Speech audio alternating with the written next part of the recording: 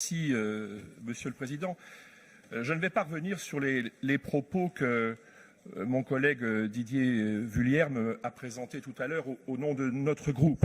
Mais j'observe, à écouter les interventions des uns et des autres, que beaucoup de questions se posent autour de cette question de la sécurisation des passages à niveau.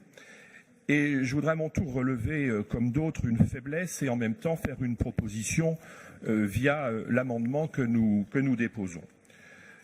Vous justifiez, Madame la Vice-présidente, l'intervention régionale par des accidents dramatiques. Et je comprends parfaitement votre souhait de parvenir à maîtriser, à réduire le nombre d'accidents sur les passages à niveau.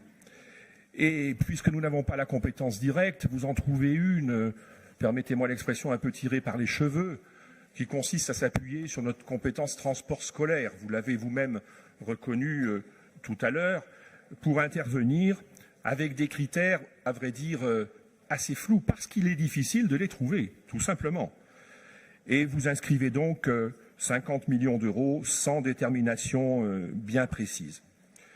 En réalité, ce que vous faites, au nom de l'exécutif, c'est une réponse médiatique à une vraie question de sécurité.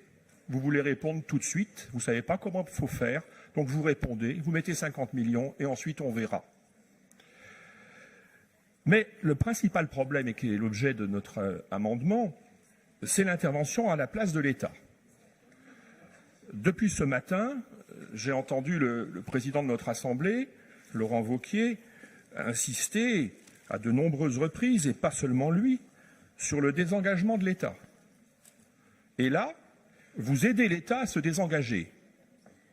Vous avouerez que la contradiction est flagrante. Et c'est ça que nous voudrions éviter. Parce qu'après 50 millions, combien faudra-t-il en mettre d'autres pour le même objet? Et à cette question, je pense que vous ne pourrez pas répondre. Donc, ce que nous proposons pour éviter ce désengagement de l'État, c'est d'inscrire dans la délibération, c'est le but de l'amendement, qu'il faudra que l'État ou la SNCF interviennent à au moins 30% du montant des travaux et des études opérationnelles qui vont avec. Je vous remercie. Et Monsieur Colas, mais je vais peut-être répondre d'abord. Non, Monsieur Colas, pardon.